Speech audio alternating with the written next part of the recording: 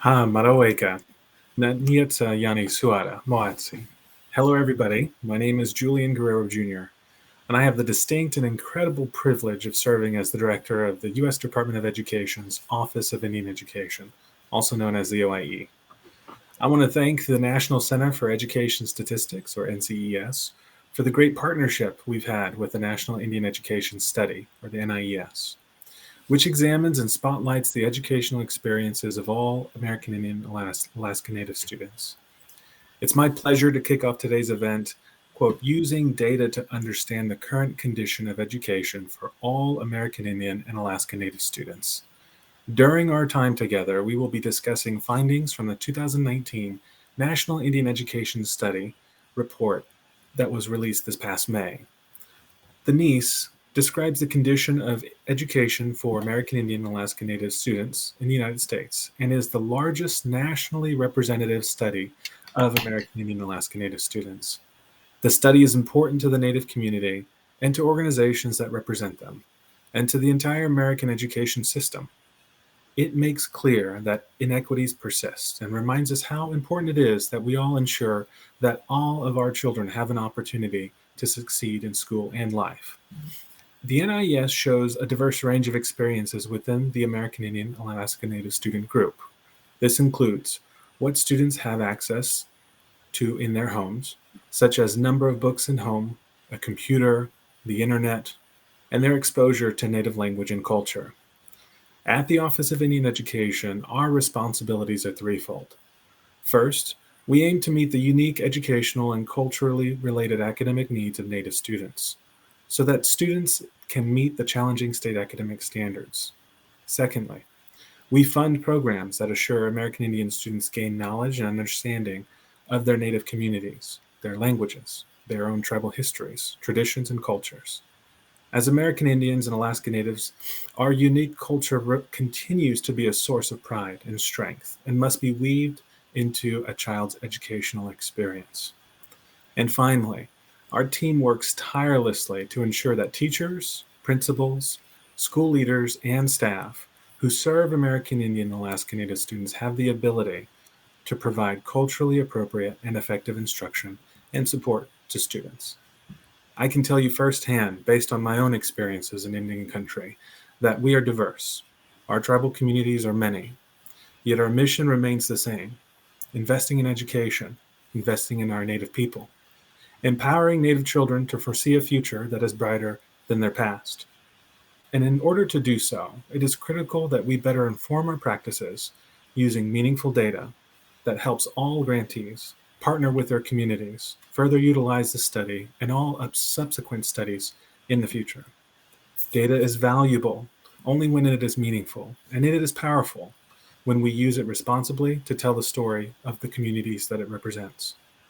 There are so many others who have invested their time into this study, both seen and unseen, into making this study possible, and I'm so grateful for their invested efforts. Now, I am honored to lead the department's effort through the OIE to close the achievement gap and opportunity gaps while working to enrich the education of American Indian and Alaska Native students. We do this in many ways. We don't do this alone, including the support in the form of grants for schools and other professional development opportunities. The Office of Indian Education offers a diverse portfolio of grants. As someone who works daily to advocate for and support the educational and cultural related needs of Native students, it's an absolute honor to work with the National Center for Education Statistics, the Bureau of Indian Education, Dr. Susan Faircloth, who represents our National Indian Ed Study Technical Review Board, and countless others. I look forward to today's discussion about the most recent NIES report that spotlights the condition of education for American Indian and Alaska Native students. Joining us today here to discuss these findings are Dr. Peggy Carr, Commissioner for the National Center for Education Statistics, Dr. Susan Faircloth, Chairperson for the NIES Technical Review Panel, Dr. Rebecca Izzo-Manymules, Supervisory Education Specialist for the BIE's Native American Student Information System, as well as Dr. Donna Sabis Burns, Group Leader for the Discretionary Grants Programs at the Office of Indian Ed. Please note, there will be a question and answer session at the end of this presentation. During that time, you can submit your questions in chat. Also, a majority of you should see the entire contents in the video window. If it looks like a part of the video window is cut off, please close the attendee window on the right side and click the small pop-out icon in the chat window. You should now be able to see the entire window, the video window. Thank you very much, Julian. This is Jamie Deaton with the National Center for Education Statistics. First, for a little background on the National Indian Education Study. It describes the condition of education for American Indian and Alaska Native students in the United States. And it's the largest representative study of American Indian and Alaska Native students, and it's administered as part of the National Assessment of Educational Progress, funded by the Office of Indian Education and endorsed across American Indian and Alaska Native communities. There's two central components of the National Indian Education Study. The first is the National Assessment of Educational Progress, which has reading and mathematics assessments. The second is a National Indian Education Study specific survey questionnaire. So NIES has steadily grown throughout its inception since 2005. We've been able to add states over time, and the most recent 2019 study featured over 13,000 survey participants of students, about 7,000 fourth graders, little over 6,000 eighth graders, and now we now have state-level data for 15 states, with Nebraska being the most recent state added. Although we have state-level data for those 15, I also want to point out that all states contribute to reporting in this study. It's not those 15, it's all 50. So, and those states contribute to reporting for various subgroups, whether it's gender, whether it's low-density schools, high-density schools, BIE schools, and we'll talk a little bit more about that later. So everyone contributes. For those categories, there's three types of reporting featured in the 2019 report. Those are low-density public schools, where less than 25% of all students in the school are American Indian Alaska Native. And as you see from the chart below, about 60% of our sample comes from these schools. Then there's high-density schools, which 25% or more American Indian and Alaska Native students, and then Bureau of Indian Education schools. And each of these are mutually exclusive. If we go to the next slide here, we're going to start on results. In this first slide here, I want to orient you to the slide. We have the scale scores on the y-axis, and we have the years down in the x-axis. And I want to indicate for interpretation purposes that an asterisk is in comparison to the 2019 data point. So if you see an asterisk, it means it's significantly different, either higher than or lower than that number. And so the first thing that you see is that reading scores for fourth graders attending low and high density schools remained unchanged, although we did see an improvement over time since 2007 for BIE schools. I should point out that BIE schools are well represented at this point in the tune of about 180 plus schools. But in 2005, when we first had BIE schools participate, we only had about 30 students. And so it is more represented, that entity is more represented now than ever before. In the next slide, moving on to reading scores for eighth grade students, you see those attending high density schools have declined since the last time we collected these data. But I should note that this is a pattern that we see for all students in the overall results. There are no changes for the other groups here, but you can see that BIE schools have improved since 2009, I think that is. In the next slide, we see an increase in mathematics scores since 2009 for fourth graders attending BIE schools. Again, the sample is more sturdy and more representative since 2007. So this is a real strong improvement since this time period in comparison to 2019. Everything else has really been relatively flat.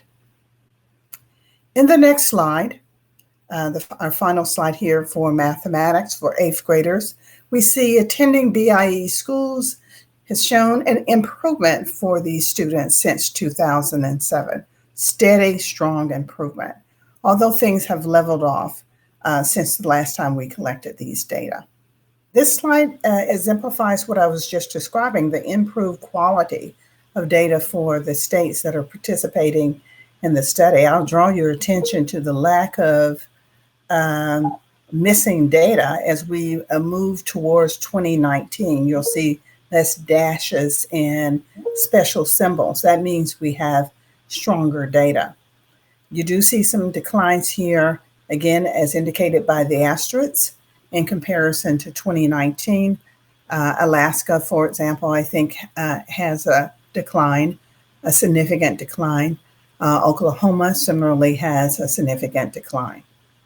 In the next slide here, is there one more slide? Yes.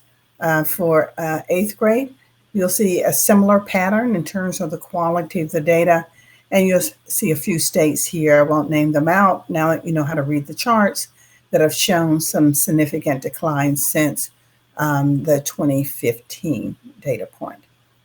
Next slide, please. I'm going to talk a little bit about data that goes beyond the average score. We have achievement level data, but we also have descriptions for AIAN students to differentiate their performance by higher performers and lower performers. We have 75% TAL and above would represent our higher performers, and then our lower performers are identified as 25 students scoring at 25% below, 25% and below. So let's look at some background data. We'll just show you a sample of how these data will help us understand the context and the diversity and performance. Here in this slide, you'll see a higher and lower students in higher or lower performing categorizations for reading and for math. And that asterisk is interpreted as I've described before. In this case, it is statistically different from the higher and lower, significantly different from each other. So as an example here, students that are categorized as higher performers are more likely to say they have internet in their home. I think that says 93% is a little blurry for me in comparison to 62%. That's what that asterisk means. There's lots of rich data because we have data for students, we have data for their schools and for their teachers for 4th and 8th grade. So our NAEP Data Explorer gives you just an abundance of opportunities to go in and exercise your hypothesis and examine these data. I'll just reiterate that students in all of these states are represented. In California, Texas, all of them are represented, but the state level results are large enough and reliable enough for us to report for those states. So having said that, I think I'll turn it over to Susan now. So thank you, Dr. Deaton and Dr. Carr. I really appreciate your ability to be able to roll with the technical difficulties this morning. I think it just goes to speak to our ability as educators and researchers and those working in Indian education to be able to work with and persevere through a number of challenges. So thank you for being able to do that this morning or this afternoon. Good afternoon. My name is Susan Faircloth, and I'm an enrolled member of the Kahari Tribe of North Carolina. And I'm honored to join this panel today from the ancestral homelands of the Cheyenne, the Arapaho, the Ute, and the Ute Mountain peoples. I've had the honor of serving on the technical review panel since the inception of the National Indian Education Study in 2005, and I have served as the chair of this panel since 2016. In addition to chairing the technical review panel, I am a professor of education and the director of the School of Education at Colorado State University. Most importantly, I'm the mom of a 6th grade American Indian student, Journey, and the auntie of Knight and Kanani. As such, I know firsthand the importance of honoring our children's native languages, cultures, and histories. The National Indian Education Study provides a unique opportunity to better understand the ways in which Native children and youth have access to culturally and linguistically appropriate educational supports and services. And in these next few slides, we will also talk with you about a separate document that the members of the technical review panel had the opportunity to publish as a complement to the 2019 National Indian Education Study. And that document is titled Setting the Context. On slide 17, I'll provide a brief overview of the National Indian Education Study Technical Review Panel. So I would like to thank the members of the Technical Review Panel, and I would be remiss if I attempted to name all of the members of the panel and miss someone. So I will not name all of those individuals, but I would encourage you to reference both the Setting the Context document and the back cover of the National Indian Education Study for a complete listing of the members of the Technical Review Panel. This panel is comprised of educators, researchers, and community members with expertise in the education of American Indian and Alaska Native students, who are referred to in short throughout both of these documents as AIAN students. This panel is instrumental in informing the design, implementation, and analysis of data from the National Indian Education Study. In addition to guiding the design and implementation of the National Indian Education Study, members of the Technical Review Panel serve multiple roles as educators, researchers, community and tribal members, parents, and family members. Their personal, cultural, and professional knowledge and expertise are invaluable to the design and conduct of the National Indian Education Study. On slide 18, we point you to the publication, Setting the Context. There's a link on this slide to this document. The Technical Review Panel had the opportunity to work with the National Center for Education Statistics and the Educational Testing Service to draft this companion piece to the National Indian Education Study report. As members of the Technical Review Panel, we recognize there are critical and crucial limitations to the National Indian Education Study. These limitations are directly related to the design of the study, which is non-experimental and cross-sectional. As such, the National Indian Education Study provides a snapshot of the state of mathematics and reading achievement and of American Indian Alaska Native youth's exposure to Native languages and cultures within schools. In writing the Setting the Context document, we, the members of the Technical Review Panel, hope to reiterate the importance of context in helping to understand and make sense of the data that are being collected and reported, and in understanding the current educational conditions experienced by American Indian and Alaska Native youth across a wide range of schools in the United States. On slide 19, we provide an overview of the foci of the Setting the Context document. And so I would like for you to point you to a number of contextual factors that are highlighted throughout this document. First, the TRP would like to recognize the historical factors that affect the education of Native children and youth.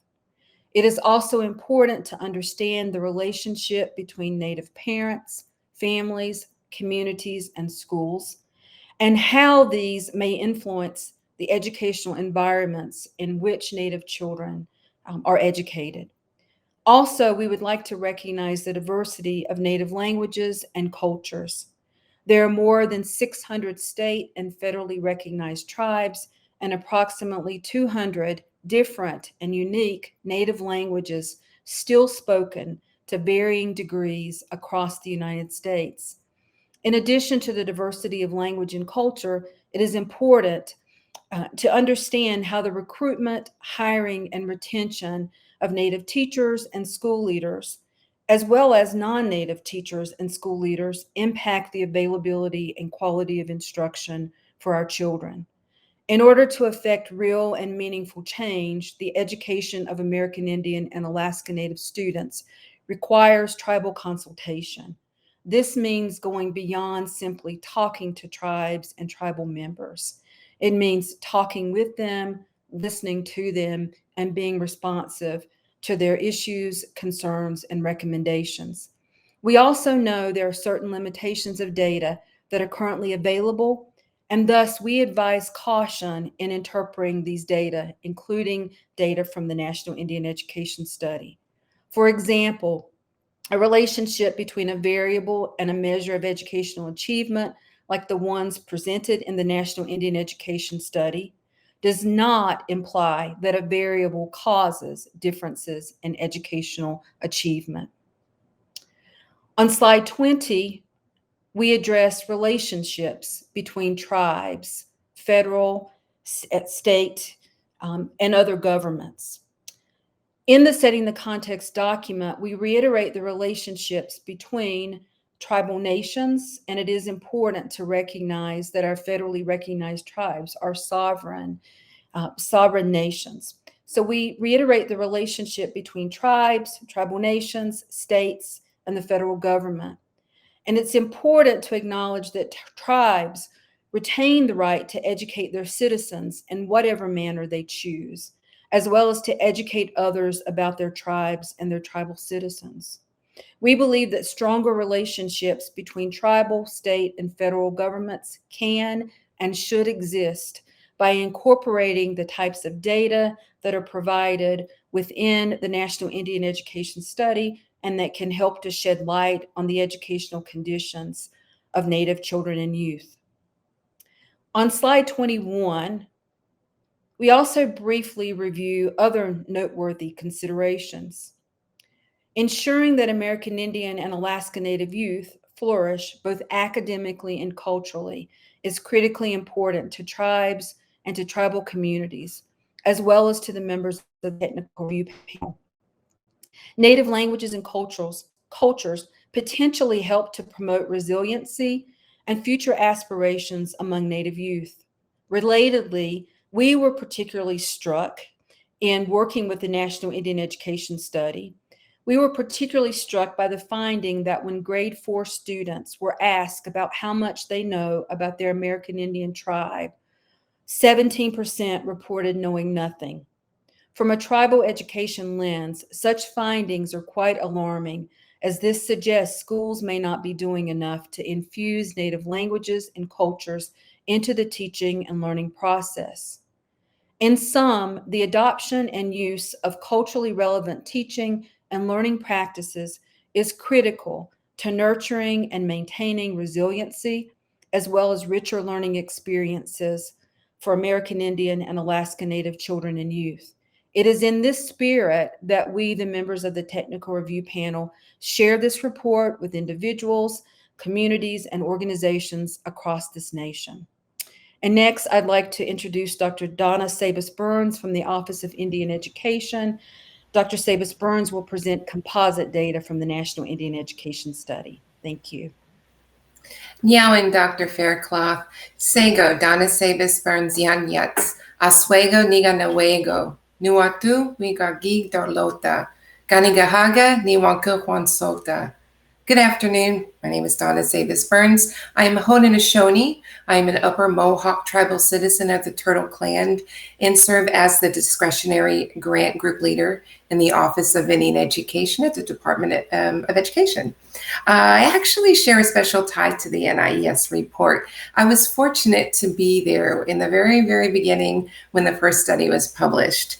And looking at the participation rate between then and now, as Peggy alluded to earlier, and how it has expanded the landscape is quite impressive and it's very exciting. We have room to grow, but I think it reflects the very long-standing importance of this report. That being said, I'd like to spend some time exploring the composite data available in the NIES 2019 report. The report features composite variables. These are combined results across 3 or 4 conceptually related NIES survey questions. By combining results from the multiple questions, we can have a broader perspective on any given construct. The construction of the NIES composite was guided by a diverse team of experienced AI/AN educators via our technical review panel, which Susan leads, psychometricians, experts in survey questionnaire development, psychological statistics, and research methods. The team brought technical statistical knowledge to the task, as well as direct classroom experience with AI/AN students.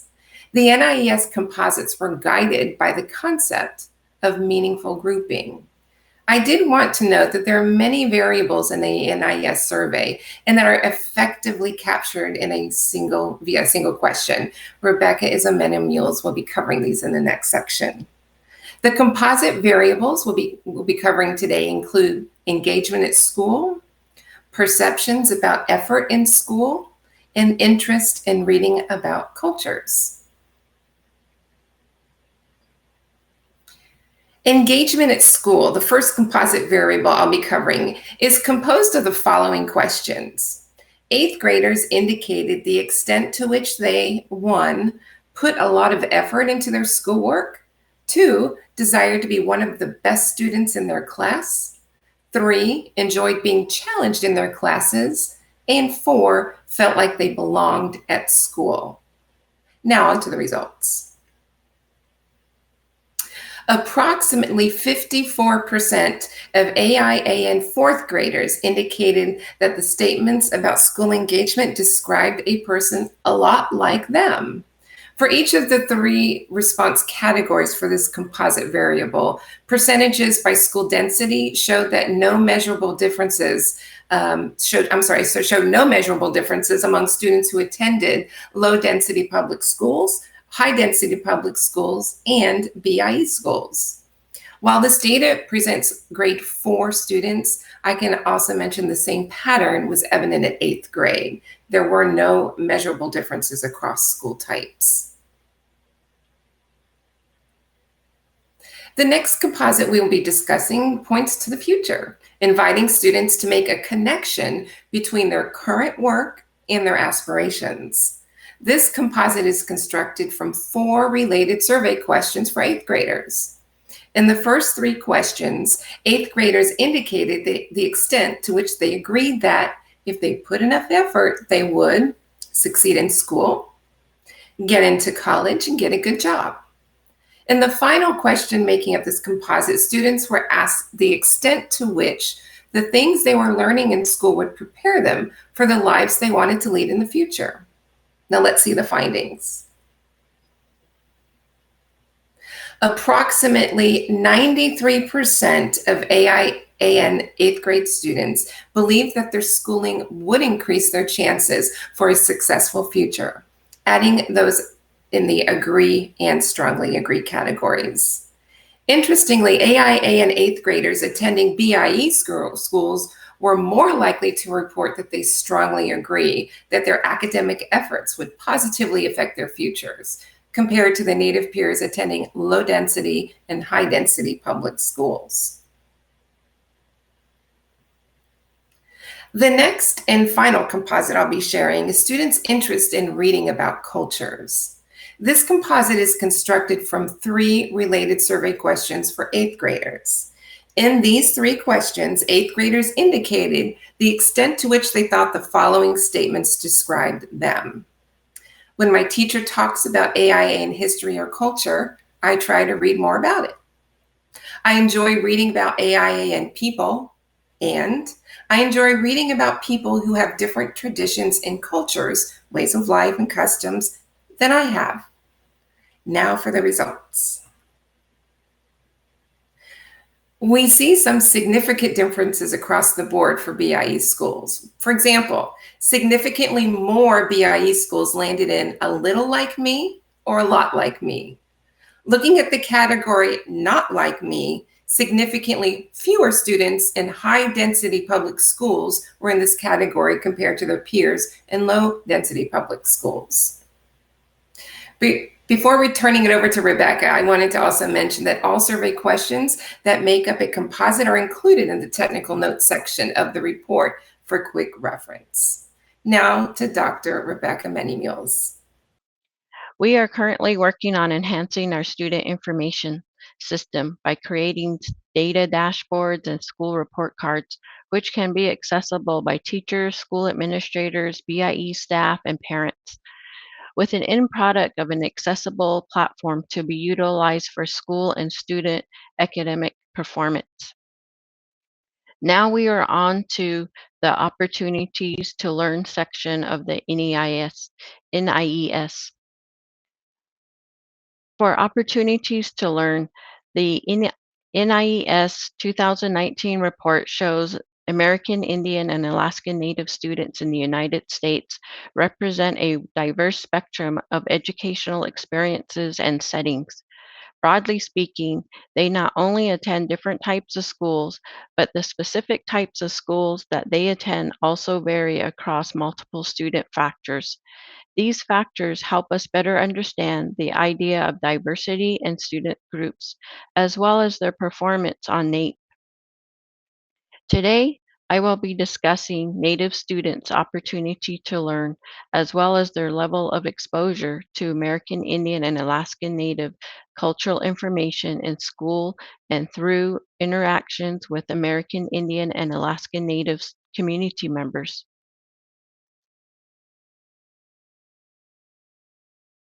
As part of the regular NAEP assessment cycle, administrative data is gathered prior to the assessment day. This includes the data gathered regarding students with disabilities and eligibility for the National School Lunch Program, an indicator of social economic status. We also collect information from all students via the NAEP student questions. Two of these variables are shown on this slide, such as the number of books students have in their home and if they have a computer in their home. As you see on this table, there are significant differences across school types.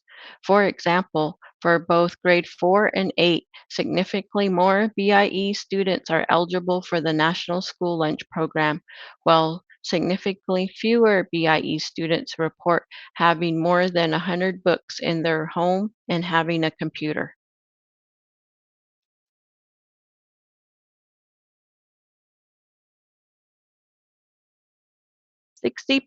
Okay, now shifting to the NIES specific survey, you see data from the following question asked to 8th grade students. Who taught you most of what you know about American Indian Alaskan Native history? One interesting result is that for 3 of the response options, family members, friends, and teachers, the results are nearly identical across all school types. The results on this slide and the ones that follow tell stories. In such cases, there is a wide range of experience related to Native students' exposure to their history, culture, and language. On this next slide, you will see data for both grades 4 and 8. This question asked, who taught you most of what you know about American Indian and Alaskan Native traditions? You will see some similarities across school types as well as some consistent patterns across grades. A few things to note. At both grades, significantly more students in BIE schools answered tribal representatives or elders.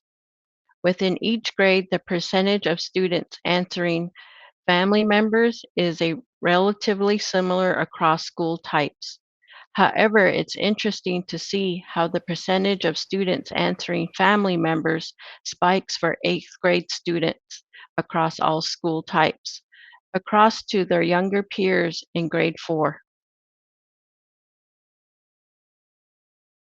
Another question asked of 8th grade students, Who taught you most of what you know about issues today that are important to American Indian and Alaska Native people? 19% of all American Indian and Alaska Native students answered, "No one has taught me about issues today that are important about American Indian and Alaska Native people."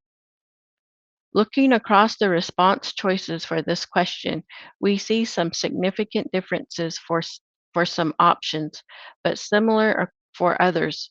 The response choice, "No one has taught me," showed significant differences across subtypes of American Indian and Alaska Native students, with 25% of the students in low density schools selecting this option.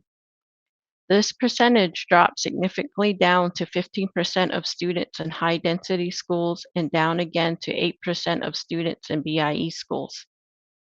For 3 of the response choices, family members, friends, and someone else, we see much more uniformity across the subgroups.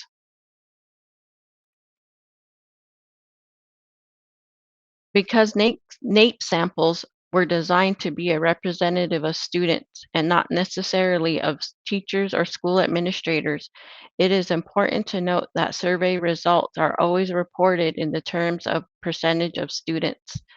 On this slide, you will see a question asked of both grade 4 and 8 of the teacher questionnaire of grade 4 and 8. How often do you integrate materials about American Indian and Alaska Native culture or history into your reading, language, art lessons? For both grades, we see significant differences across comparing the BIE group to high density or low density schools across the board. We also see noticeable differences in many response categories when comparing high density schools to low density schools. While this finding may not be necessarily surprising, one of the main benefits of the NIES survey is that it quantifies the difference across student groups. Similar to the last slide, we are here again looking at data from a teacher question. This one asked, how often do you have your students read literature by an American Indian and Alaskan Native authors? One glaring data point is 26% of all American Indian and Alaska Native students had teachers who reported never having students read literature by an American Indian and Alaska Native author. On the positive side, a majority of American Indian and Alaska Native students in BIE schools had teachers who reported having students read literature by American Indian and Alaska Native authors at least once a month or more. This majority for BIE schools is evident by summing up the 3 response categories: at least once a month, at least once a week, every day, or almost every day.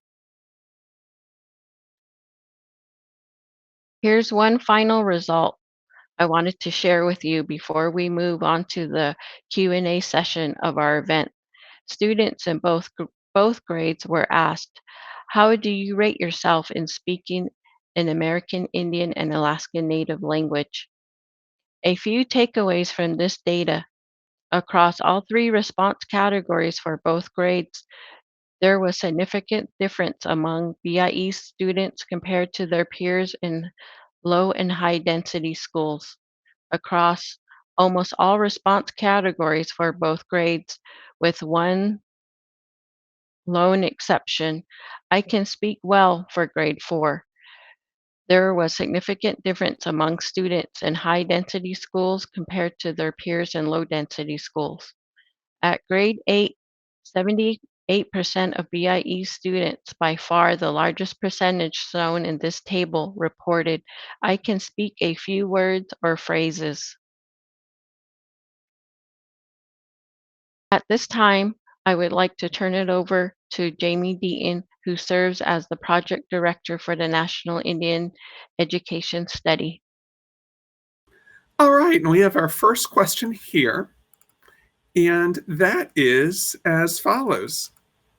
Can you discuss what attributed to the increase in scores for students attending BIE schools? And Peggy, maybe if you want to start, and then we can go from there.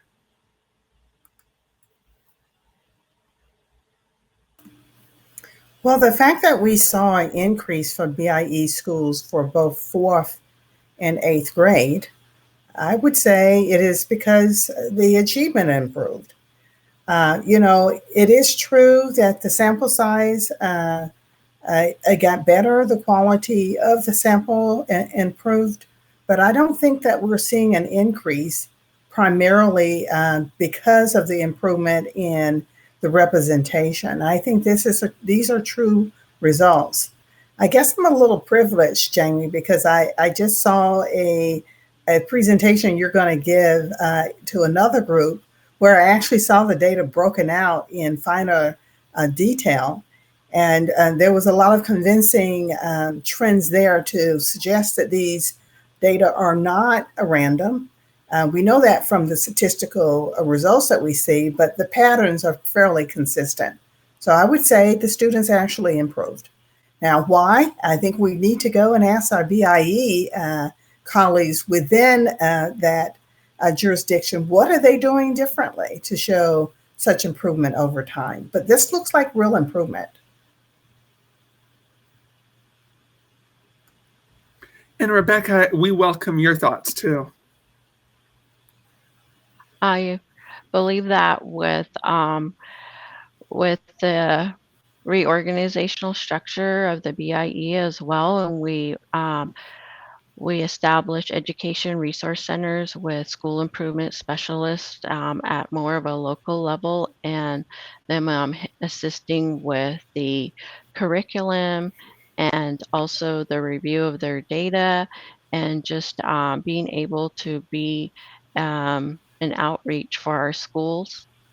And I believe we're going to start seeing some better school improvement as well as we enhance our database, and what I had talked about at the beginning of the session with establishing more of getting that assessment data and the results back out to the teacher level and the schools and students and parents.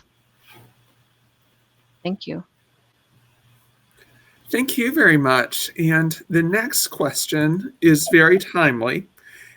And it is, do you think COVID-19 will impact future NIS scores, especially since this group may be more affected by the pandemic? And before I turn it over to the panelists, I'll also contextualize that by saying the most recent results were collected in January to March of 2019, so about a year before the pandemic hit. And with that context, welcome comments and thoughts from anyone.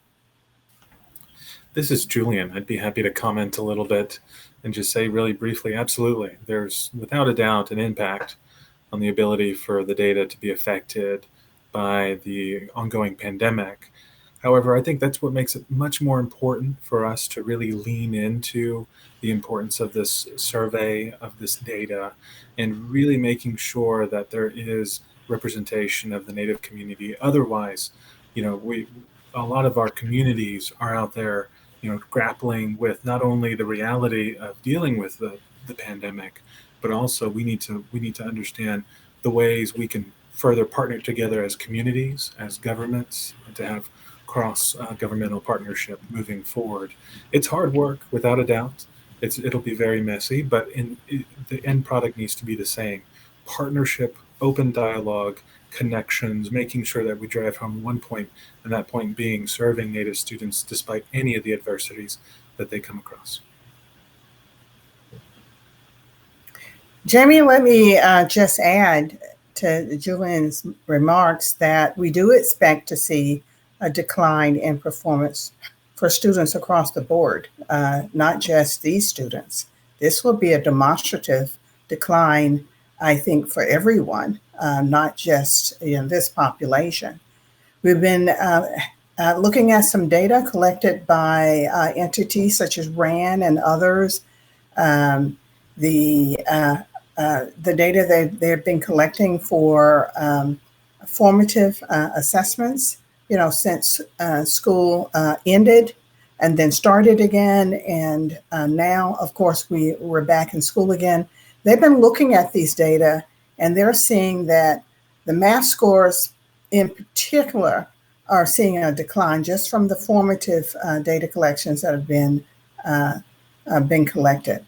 So we're bracing ourselves for these findings, but it's better to know than not to know. And we'll be able to report these results.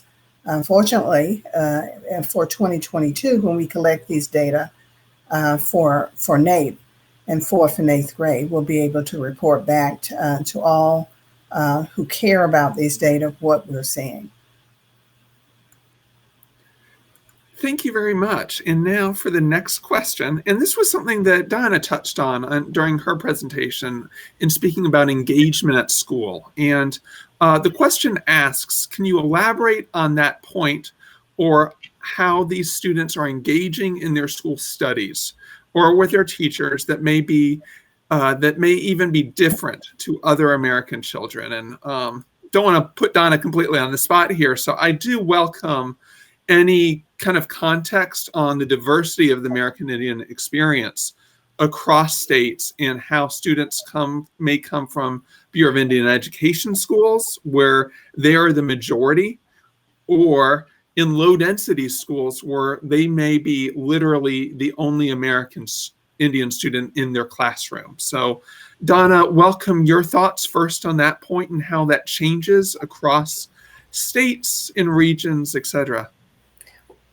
Thanks, Jamie. I know that as I was in the classroom not too long ago, about a year and a half ago, and I noticed that, of course, students react better when they see someone like themselves. And I think across the country, one of the issues is making sure we have Native teachers in front of Native kids and having Native teachers in front of all kids. And I think that seeing both administration and teachers in the classroom setting is a big way of getting kids more engaged in their own classroom. I mean, that's what comes to mind first. Jamie, why don't I mention that NCS will be collecting data on a monthly basis starting this fall in a pulse survey with a panel of schools. We'll be asking questions about the impact of COVID on school procedures and attendance by student groups across the entire school year. We'll be publishing that data in a site that allows us to look at these data in real time every month, a dashboard, if you will. So I welcome people to come and visit these data once a month, so as we're tracking what's going on in our schools. Thank you very much, Peggy. And for the next question, and this question is directed for Susan. Susan, if you don't mind discussing the current educational conditions for American Indian Alaska Native students and how you see them adapting after COVID. Jamie, that's an excellent question, and I'm sure there are others on the panel who can also speak to that question probably much better than I can.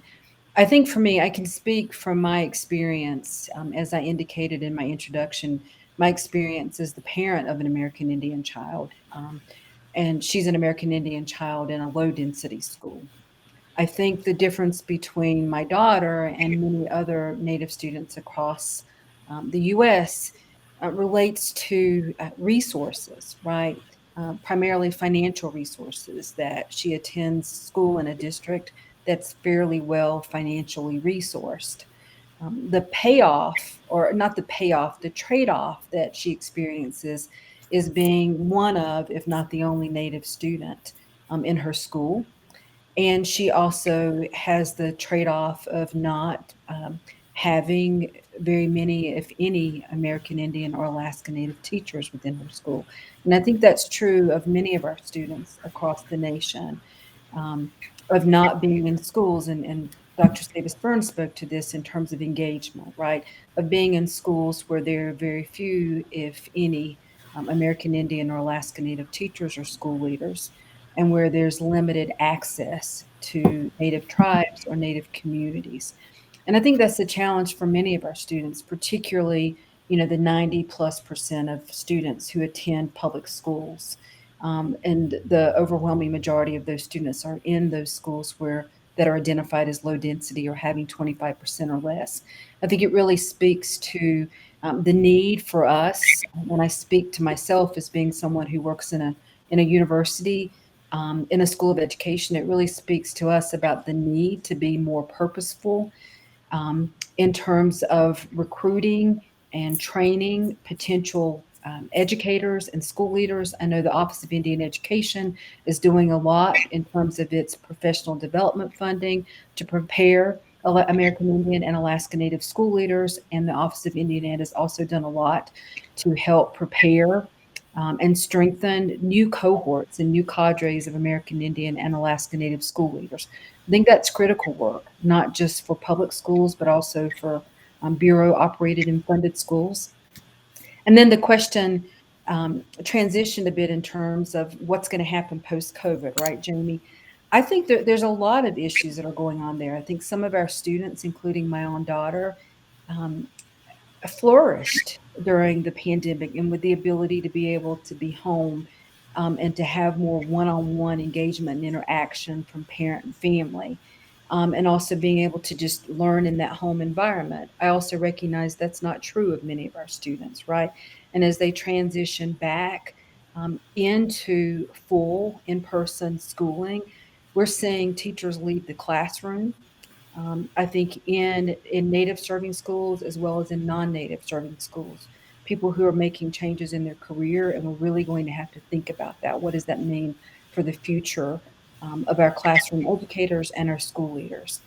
I think we're also seeing opportunities, though, with an infusion of funding from the federal government to be able to address some of the pandemic-related issues that have occurred, right?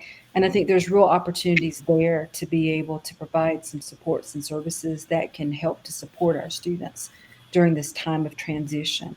So I think we talk a lot about learning loss, but I would also encourage us to think about the opportunities that we've gained during these past 18 months, the opportunities to learn more about how our students learn, about what our students need, and to really draw on some of the successes that we're seeing, not only amongst our students, but when we look at the flexibility and the ability and willingness of our teachers and school leaders to adapt and to be responsive. That really excites me. Well, the questions actually are coming in fast and furious. So I will do my best to get to as many questions as we can, because I know we are scheduled to end 45 minutes after the hour. So going to the next one. I am wondering what the next steps are for analyzing this data. Specifically, are you going to look at predictors of the latent constructs, i.e. engagement, that were developed? Were there any differences between urban, rural, and remote academic scores? And I can start a little bit by saying that this report is available on the web, but we also wanted to provide a hard copy of that to ensure access to communities and constituencies that might not have easy access to a web-based only reporting. With that said, we also have something called the NAEP Data Explorer, and there is an NIES Data Explorer specific to this study. And this is available for the public. There's no license that needs to be obtained through that, but it is a great tool to do a deep dive. This report, it was far longer than most of the reports we do out of the center. But there's so many other stories to be told. So kind of with that context, I'd like to turn it over, maybe Peggy first for her input from an NCS side, and then also then to the other panelists in terms of what are you interested in investigating? Well, Jamie, I think you said what needed to be said first, that we have the NAEP Data Explorer and that it's there for all to explore in very interesting and rich ways. Every one of the variables that we've collected from students, from teachers, from administrators, both for the regular survey and also for this special effort. I'll just add one other important fact. We also have available, or will have available if it's not already in the making here, a restricted use data set for those who want to go in to do some real sophisticated advanced modeling with these data. It sounded like the researcher here was interested in doing something more than just crosstabs and some first level regression analysis. And the other real big piece, and this is because of Covet, we now have the ability to offer license with online access. So you don't just have to have a license that allows you to use your computer in a secured location. You can actually get it through the cloud.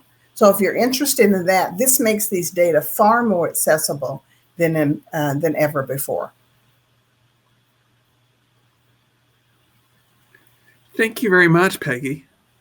And let me go to their next question. The statement is, thank you for this wonderful research and data presentation. 2 questions. First, where percentage of American Indian and Alaskan Native teachers and staff at school, was this question asked of the students at the various grade levels, or was this data collected from the school? And I can tell you, as it pertains to the teachers, that is teacher self-reported collected data. For the students, we actually do 2 things. We collect and then report out from administrative records based on what the school has students as being, but we also ask students as well in NAEP. Many jurisdictions and school systems collapse 2 races or more into just that very category without identifying what those 2 races are.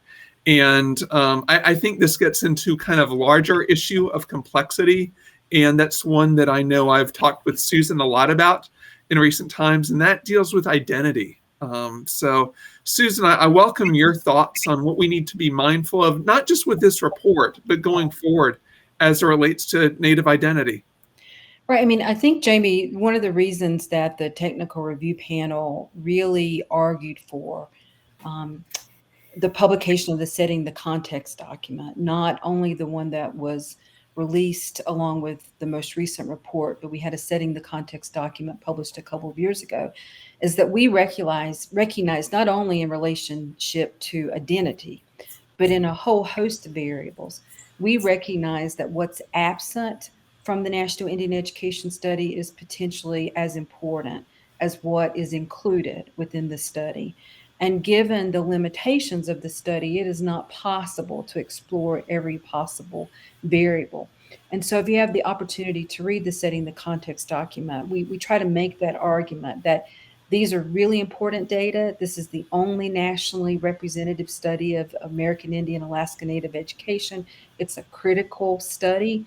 And we really appreciate the financial support of the Office of Indian Education and the collaboration from NCES and the Bureau of Indian Ed and the Educational Testing Service, because without these data, even with their limitations, we would not be able to have this snapshot of our students. But one of the things that we speak to within the report or within the Setting the Context is the fact that not only do our teachers come from a variety of different backgrounds, but our students do as well. And I think that's reflected in what we said earlier, the fact that we have more than 600 different state and federally recognized tribes, more than 200 different languages.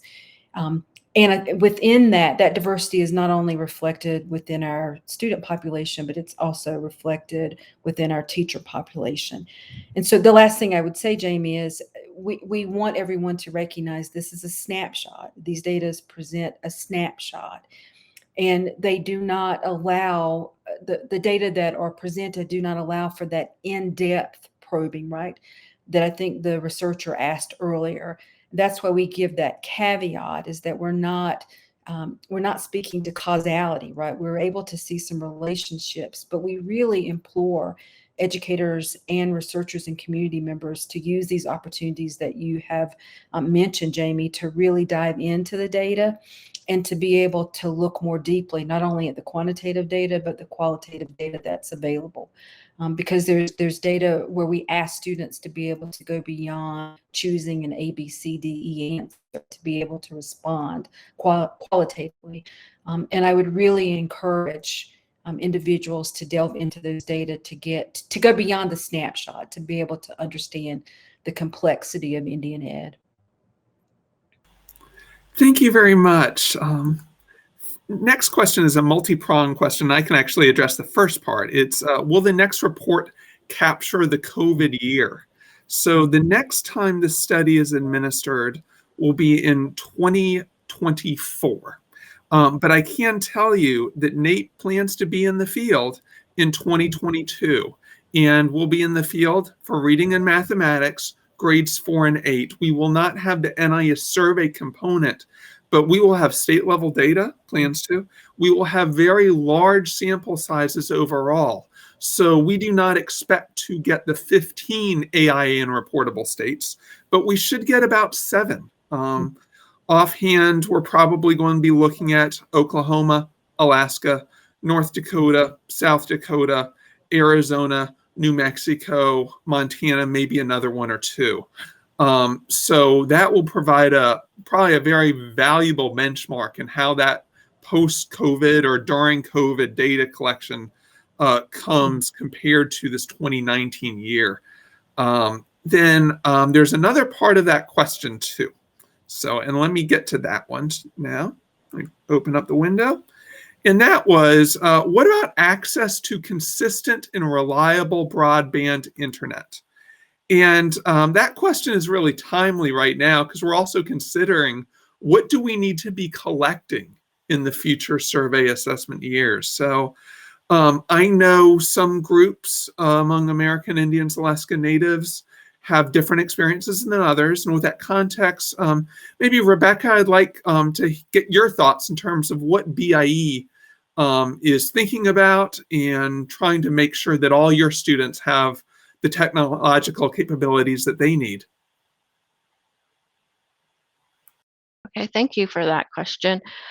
We here at the BIE, with the onset of the pandemic and how it became a now thing in getting our technology out there to the student level, we've tried our best in providing technology as far as laptops, even like Wi-Fi, wireless modems, to the students so that they're able to have access to the internet and have a device such as a laptop at home. And we've assessed our schools and communities in regards to technology and what they have available and what they need in regards to having access to Wi-Fi and the internet, such as towers nearby, broadband accessibility, um, and also conducting parent and family surveys if they are able to access technology. And we've worked on providing technology in the buses as well for our students. So again, with the onset of the pandemic and even before, we've really worked on providing that technology to the students so that they can continue their learning virtually. And not only for the students, also for the staff as well, and providing that teaching classroom virtual learning to our students. Jamie, if I I could can also, say that this has brought on like a whole new level in regards to getting that technology out to students like now.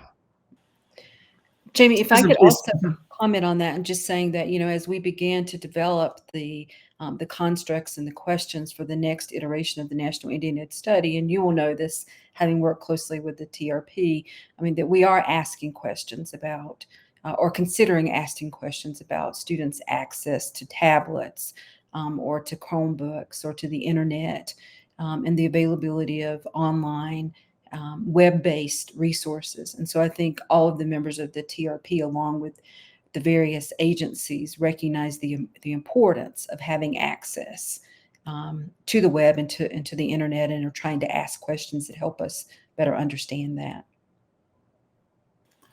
Thank you very much. I know we are almost at the end of our session. Before I sign everybody off, I would like to open it up to our panelists one final time. Welcome any closing remarks, final thoughts, something you didn't get to. And feel free to jump on in right now. I would like to say thank you for inviting me to be a panelist and representing the BIE on this panel. And I really look forward to the BIE being more involved with this study, and even in regards to some of the question or item development and getting the data back to the BIE, and conducting even our own analysis and providing a voice for the analyses that take place with your committee and this whole study as well. Thank you. Jamie, there's one thing I neglected to say. I think it's important for me to put out there that NAEP had a monthly survey of students in schools by mode of instruction. And we collected those data, and we do have those data for Native Americans, American Indian, Alaskan Native students by month. And so you can see how they are, or how they were attending. I think it was from about January, February of this year till about June. So you can see how they were attending school, whether it was remote, hybrid, or in person. And I do think there was some variation, quite some striking variations. And this is on our dashboard, it's on our website. If people are still interested in, what the past was and how it might predict the future, you might want to take a look at those data. Jamie, I'd like to just close by saying that as the chair of the technical review panel, I'm so appreciative of this opportunity to be able to present and discuss these data, and so appreciative of those community members who've taken time out of their busy schedules to join us today. I'd also like to thank the Office of Indian Education for continuing to view this study as a priority. And I know that decreasing budgets and other budgetary constraints makes it critically imperative that agencies prioritize what they're doing and what they're funding. And so I so appreciate this ongoing support of the National Indian Education Study and of showing up and partnering. I appreciate the increased involvement of the Bureau of Indian Education. And then last but not least, I appreciate the ongoing collaboration and consultation and partnering with the National Center for Education Statistics for allowing the technical review panel to push sometimes and to be able to really place Native languages and cultures at the forefront of the work that we do. And then finally, I would like to thank the members of the technical review panel. Each of us comes at this work not only from professionals, but as parents and community members, and many of us as tribal members. And so we know firsthand the critical ways in which Native languages and cultures impact not only our education, but the future life and sustainability of our tribes and our tribal communities. And so I so appreciate all that the TRP gives to this work and our commitment to ensuring better, safer, more productive learning environments for all of our children and youth. So thank you all.